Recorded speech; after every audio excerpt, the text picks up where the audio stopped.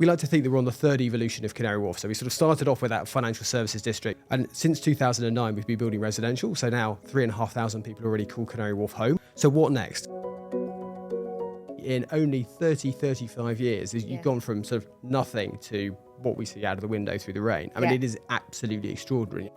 I felt that we didn't necessarily have the right skill sets to meet the challenges that we were facing. What a difference people make to an organisation. What do you guys do? Do you think that makes people want to come and work for your team? The CEO here, Shobi Khan, said something to me earlier on that has stuck with me. Only hire. Hi everyone, welcome to Devcast. My name's Georgia and today I'm going to be interviewing Tom Venner, who is Chief Development Officer at Canary Wharf Group. He's been absolutely instrumental in the changes that we've seen throughout Canary Wharf Group and many of their other schemes over the last couple of years, and I hope you guys are excited as I am. Should we kick straight off? I think everyone's quite keen to hear kind of a bit about you personally, how you got to where you got to and how you ended up here, I guess. You can give us a bit of background on that. Of course, well, thanks for doing this, and it's really nice to meet you. Wow, careers, journeys, in short order. So I did what a lot of people did. So I did a degree at Reading University and went straight out and went into consultancy. And I worked for a fabulous business called Montague Evans that is still going, beautiful business based in the West End. Yeah. And I really just learned my trade. Learned my trade as a chartered surveyor. I did the rounds, I did the valuations, I did the ratings, I did the compulsory purchase and all the things you need to do to earn your stripes and become qualified. Yeah. And I then worked, and I wanted to go and work with my friends, and I actually went to work for a company called Drivers Jonas that sadly doesn't exist anymore. It was all part of Deloitte. Okay. And I did more of the same for another couple of years. And so I spent a total of nearly 5 years in consultancy, working for a massive variety of clients. And I got to work with some absolutely fantastic developers. I was working for Landsec, I was working for British Land, I was working for Hammerson, and some absolutely amazing businesses. And just the opportunity arose at the right time and at the right moment when my client from Land Security said, why don't you come and work for us? Yeah. Why don't you come and give it a go? And you just think, there is no good reason why I wouldn't do this. It's a massively fabulous opportunity. I didn't think I was going to be lucky enough to work for a business like Landsec. And so I joined Landsec in about 2007, which was an amazing time, building shopping centres, designing shopping centres in the heyday of should we go inside town, should we go outside town? Yeah. And it's a massively exciting time for building retail. And then something called the global financial crisis happened. Yeah. And it all became very, very difficult very quickly. And Landsec, which is, I think, an absolutely wonderful business, said, okay, now's an opportunity for you, Tom. Now go and learn how to be an asset manager. Go and learn how to refill these shopping centres that have vacancies in them. Go and regenerate them, go and grow them, and then help us sell them. So I did that for a couple of years, which that wasn't the job I went to do. Yeah. But grabbed it and said, do you know what? Let's go. Yeah, and I worked in places that I'd never been to, like Corby and Worcester and Stratford and Lewisham. And it's amazing places that actually I now have really amazing memories from. Yeah, yeah. And as the market turned and 2 or 3 years later, they said, look, now's the time for you to go back to what we asked you to do, to come in. And actually I moved to the London business and started working in their London development team. Yeah. And it was an absolutely amazing time in London development for Landsec. Yeah. And the story there was, it was all about the regeneration of Victoria. Yeah. And it was taking it from that sort of, I suppose, closed environment, sort of buildings built in the 50s and the 60s for government, and sort of no activity at ground floor. Yeah. Who knows what's going on behind these buildings, to sort of opening the whole thing up. Yeah, yeah, yeah.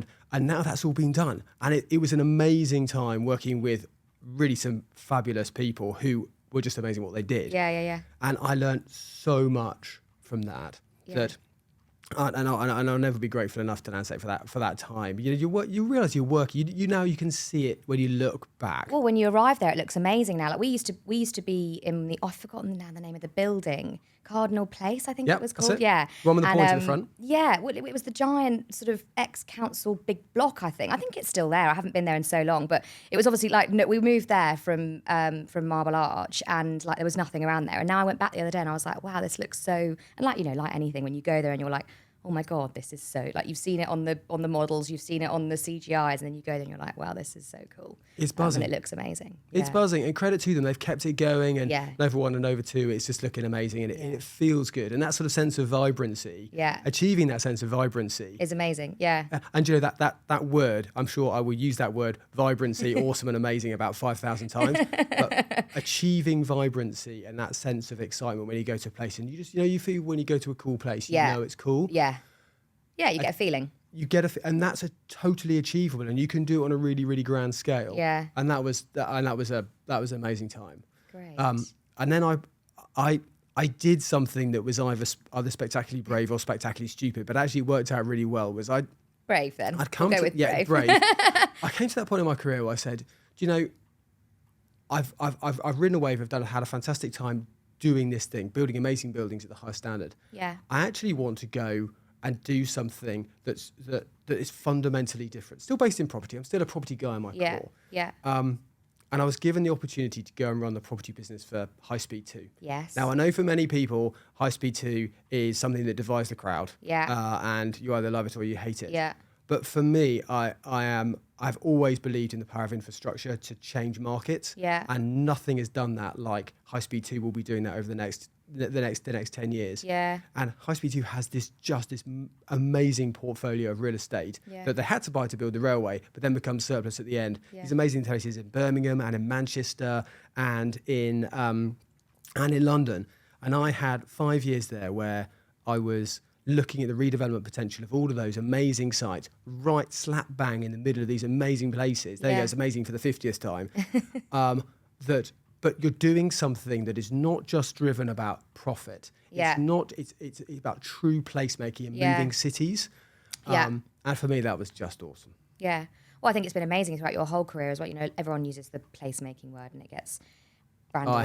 I hate it. But you've definitely worked for some working for some businesses that are truly creating that. So do you know what? I have a particular dislike for the word placemaking because because it sounds like something you do to a place, something that you make and you just do and you create. Yeah. And I don't think that's something that actually really happens. Yeah. I think that creating a place is something that happens. It's organic process. Yeah. And things evolve, and I think as we talk more about Canary Wharf, I think when we'll talk more about evolution and change and growth. Yeah. It's something that really does mature. Yeah. And you feel that these places mature and they grow and they become of themselves and the communities that sit around them. And the places that I think really work are not places that are designed on a drawing board and then built. They are places that respond to the needs of the immediate environment, the local communities, or as Canary Wharf did 35 years ago, the country. We need this thing, and it's got to make it work. Well, look, I'm not a developer, obviously, but I can imagine that what you start with on paper number 1 is probably very different than what you're doing on paper number 10, and you kind of have to evolve with the place. So, I think that's super cool. So you ended up at Canary Wharf Group. What made you take the role? Do you know, I've always been an admirer of Canary Wharf. Yeah. I mean, I think it's for a property guy to come to a place that has been developed over such a short period of time to a level of maturity in only 35 years. You've gone from sort of nothing to what we see out of the window through the rain. I mean, it is absolutely extraordinary. You have to respect that. Yeah. But the thing that brought me here is something I think we'll keep on coming back to is every single person I met was really inspiring. I know that's overusing a word. Yeah. But whenever I met people, I was like, wow, you're really impressive. I had a fair dollop of imposter syndrome, thinking, why are you interviewing me? Because actually, you're really impressive, really intelligent, articulate. People who are excited about the prospect of taking this place to its next stage of its evolution. Yeah. And I was really drawn to that. I was drawn to the people in that respect. Of the executive team here and the management board are truly amazing people who I'm lucky enough to be friends with and work with really closely. Yeah. And secondly is that the job that I was brought in to do was actually fundamentally a people job, which is about creating the team, creating the environment, creating the processes and the systems that enable us to respond to the challenges and opportunities that we're now responding and challenging to. Yeah. So then to flip, interestingly then, and I think the listeners will be interested in this, but flip that round then, now that you're the one in the hiring seat, what do you guys do? Do you think that makes people want to come and work for your team? And also, what do you look for when you're hiring? Well, the CEO here, Shobi Khan, said something to me earlier on that has stuck with me. Yeah. He said, only hire the people that you think are exceptional. Okay. Don't be tempted to make an easy hire because you need to fill a chair to get a job done. Wait till you see the exceptional. So the obvious question is, okay, well, what do you think is exceptional? Yeah. And I think in a conversation you see a number of things that sort of telltales that I look for that excite me about people. Yeah. There is that natural enthusiasm. The head goes up, the lights go on, and people say, what a cool place this is. I'm really excited about this. This job makes me happy. Yeah. Because somebody whose job makes them happy tends to be really good at what they do, and they're productive, and they're in their happy place. Yeah. The second thing is a clear sort of commercial acumen. Yeah. A lot about what we do, and we're not afraid it is about making money. Yeah. And it's very easy to design beautiful buildings and deliver beautiful buildings that don't necessarily make money. Yeah. And that instinctive commercial acumen is really valuable to us. Somebody who can see a problem and say, I can see my way through it. Oh, that number doesn't make sense. How do I unpick it? How do I understand it? And you can see that pretty clearly often. Yeah. And I prize that extremely highly. Interesting. And so what would you say what's been the biggest challenge since joining Canary Wharf Group, and what would you say has been the thing that you've enjoyed the most? Well, let's do the challenge first. Okay. So anybody who's listening to this podcast who hasn't acknowledged that it's been a really difficult property market for the last 2 years probably needs to listen to a lot more podcasts. It's tough out there. It's been closed capital markets, and the UK has struggled. Yeah. So it's been difficult to get hold of capital. Yeah. And capital is the lifeblood of the development pipeline. And I'm extremely lucky here that we have 2 shareholders in Brookfield and Qay who have backed us and backed us and backed us and believe in this place as much as the executive team believe in this place and the importance of development and growing that. Yeah. So the biggest challenge, of course, is these sort of closed capital markets. Yeah. And as a development industry, we've seen 20-25% cost growth over the last 3 or 4 years. It's absolutely extraordinary, and values haven't gone the same way. Yeah. But I keep on reminding myself and my team that this property market is cyclical. Yeah. It always has been. It goes down and it comes back up again. Yeah. And the key with development is to deliver the right product at the right time. And I think that with the backing of the shareholders and the business in general, we have the right product that is now being delivered. We've got 13 buildings under construction right now out the window. Yeah. It's being delivered right now, and it will be delivered at the right time. Yeah. And, what's been the most fun? One of the hardest things, I suppose, let me just pick on a hard thing before to give some context to what I've enjoyed most, is I came and inherited this organisation with some absolutely fabulous people who are really brilliant at what they do. Yeah. But I felt that we didn't necessarily have the right skill sets to meet the challenges that we were facing. Yeah. So, to repurpose buildings, to refurbish buildings, to reimagine public places, I didn't feel like we had the right skill set in the room. And so restructuring the team was an enormous challenge, as anybody who goes through that on either side of a table will attest. Yeah.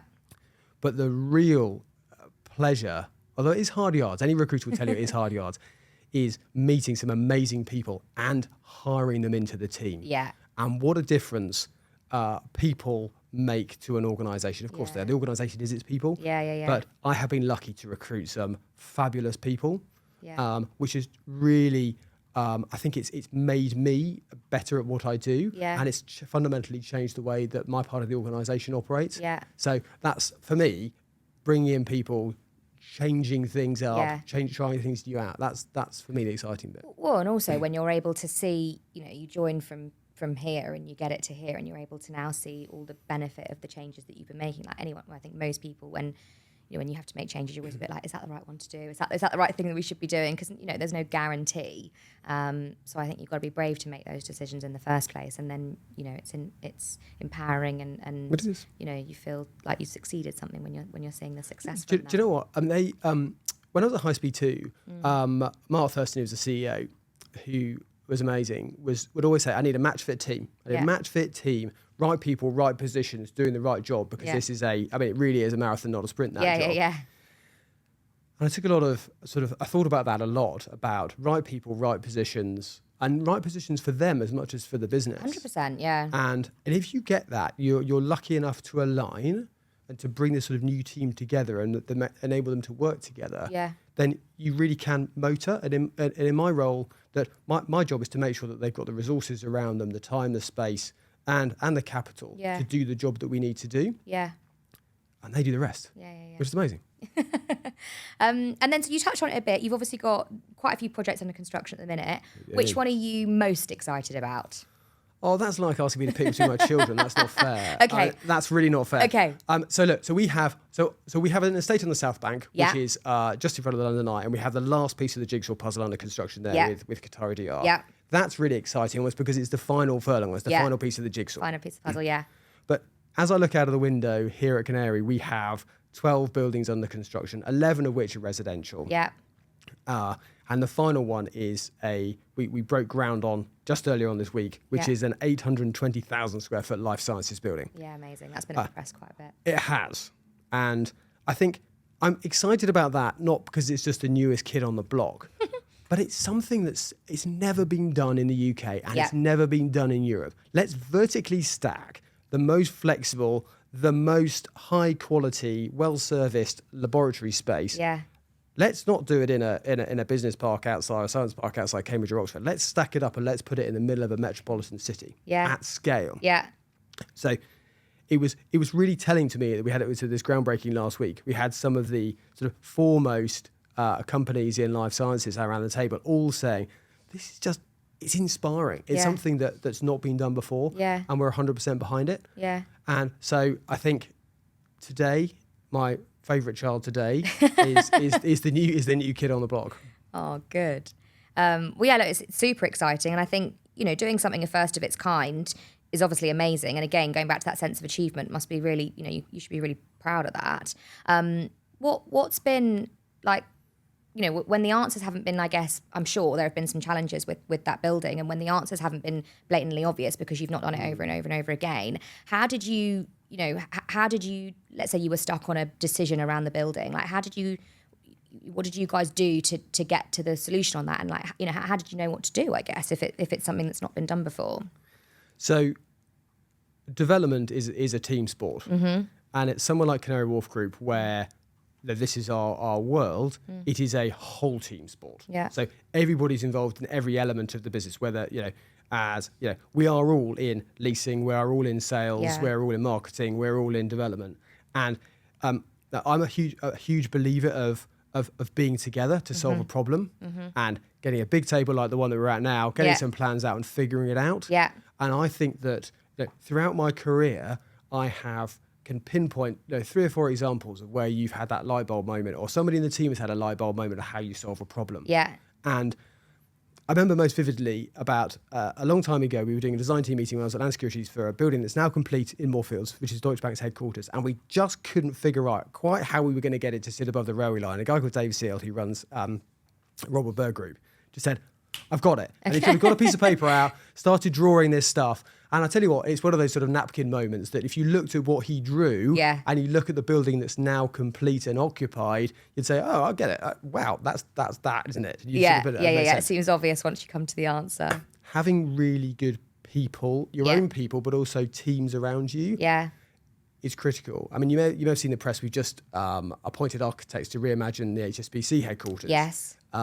And we went through quite a lengthy competition to identify the best people to do that. And we appointed KPF, who are long-term partners of ours. And we chose them because we felt like they had the imagination, the creativity, and the personalities to help us manage through problems. And that's what development is. Development is identifying the hurdles that stand between you and a completed building, and one by one, banging them over and moving them forward. So if you surround yourselves with your own people who are really good and the people around and then your sort of wider teams, then you think all the heads together create the solution. Yeah, absolutely. And what would you say then is clearly your career to date has been exceptionally creative, and you've clearly done a great job of surrounding yourself with some brilliant people above and below you. What would you say has been the biggest learning curve in your career, I guess? Wow. There was a wonderful person who I work with who is my boss at Land Security. Sadly, he's no longer with us, called Peter Cleary. And he used to say, and I've heard it repeated with various expletives added, I should add, that if development was easy, anyone would do it. Yeah. And take heart that it is something that it is difficult. Yeah. It is hard, but there is a massive prize at the end of the road. Yeah. And I think you have to hold that dear that not everything goes your way. Yeah. And you will get a planning knocked back, or you'll get somebody who says they don't like it, or something turns out not to be viable. Yeah. But I hold that dear, and I hold dear of the fact also that as developers, we sometimes fall into the trap of believing our own stories. Yeah. Telling ourselves that something is true, or it's going to be brilliant, or it's going to be fantastic. Of actually positively welcoming other people to tell us, to try and pick holes in it. Yeah. And there's a guy I work with at High Speed 2 who's a civil servant called Cav, and he used to say, so what has to be true for your hypothesis to be false? It's a real civil servant question, that. Yeah. But, challenge yourself to see whether what you're saying is really true and whether you really believe it's the outcome. And if you constantly challenge yourself, you'll get to a better outcome. Yeah.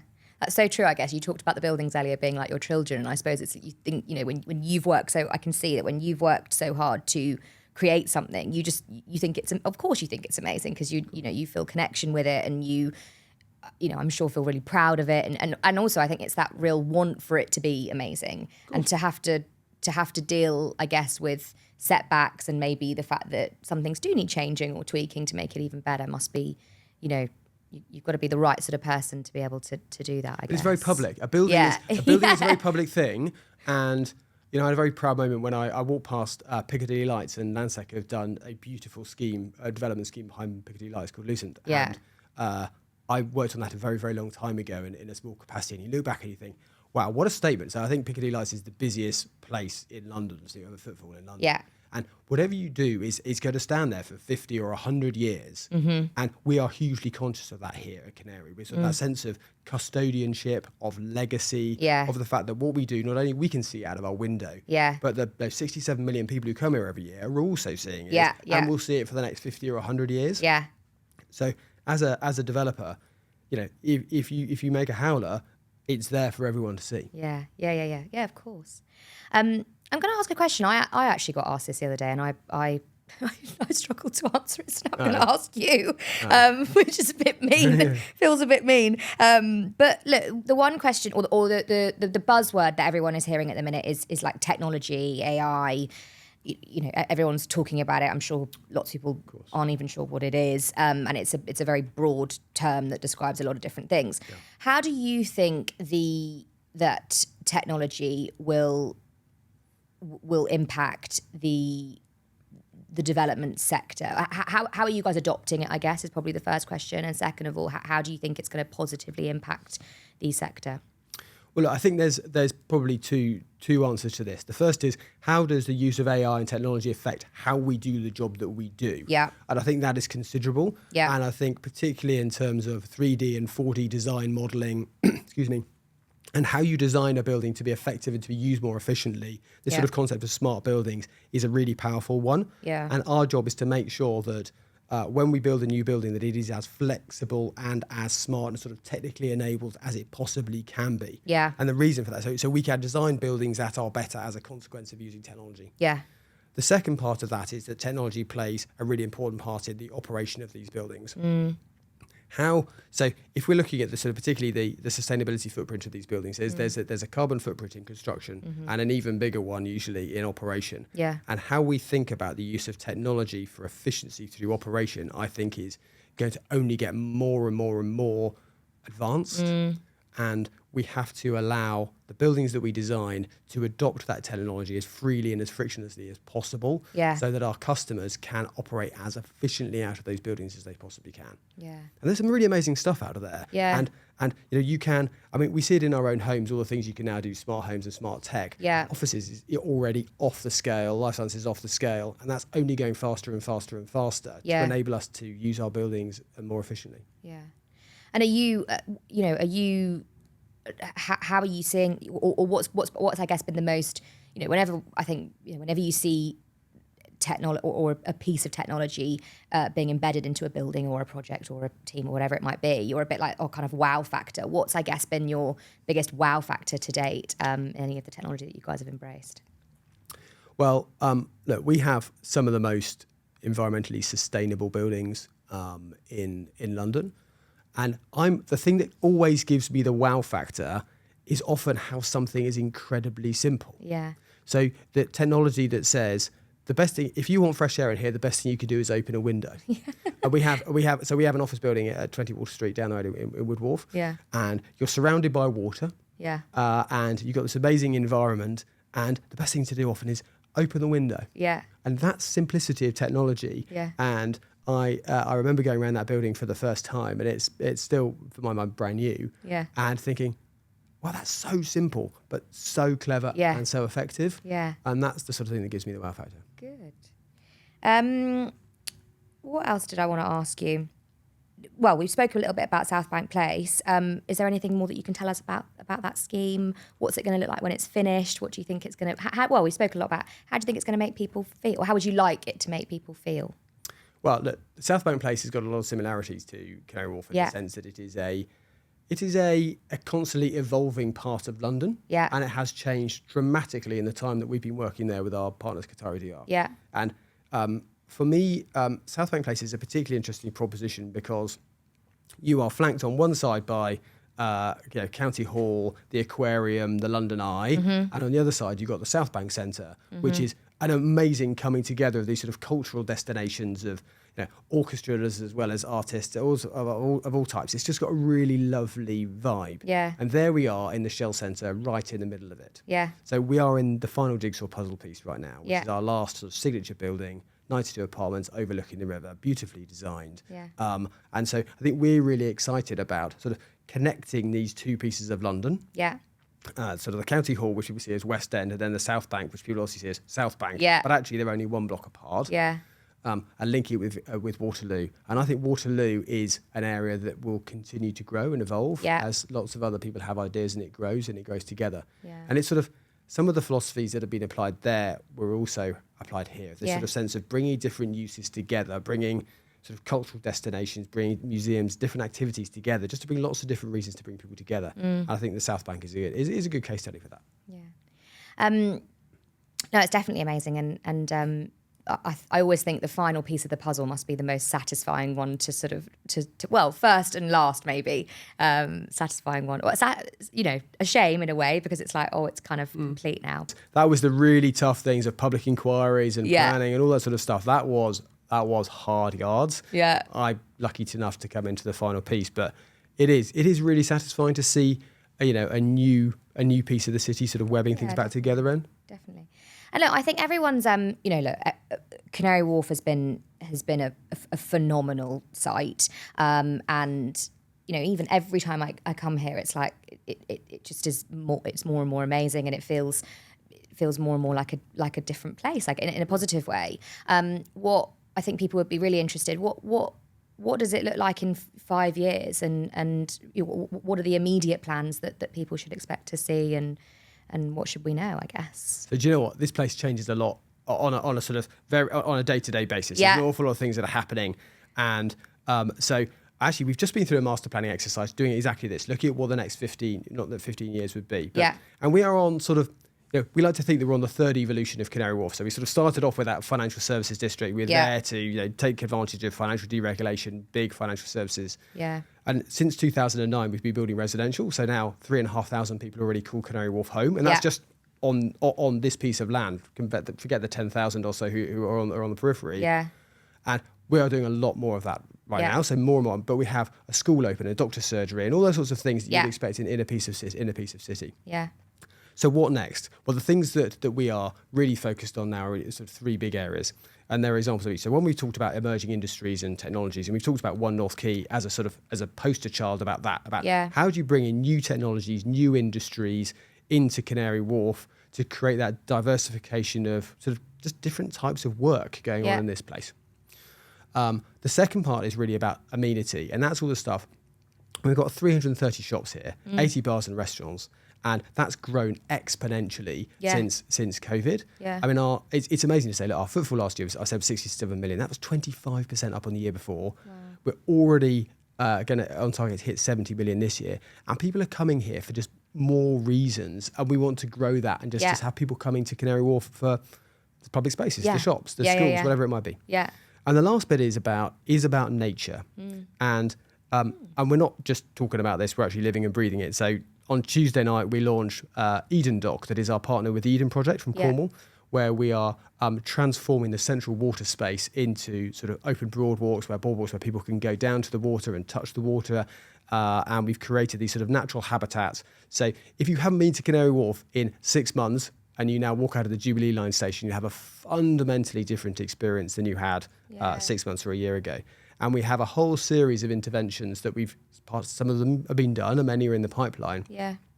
Of how we'll continue to take advantage of this sort of natural God-given amenity that we have around us, which is the water. Yeah. And we're really lucky that the water not only surrounds us, but actually comes into the estate. Yeah. And so we're sort of creating this blue-green spine that runs all the way from the Thames over here, all the way to Wood Wharf at the other end.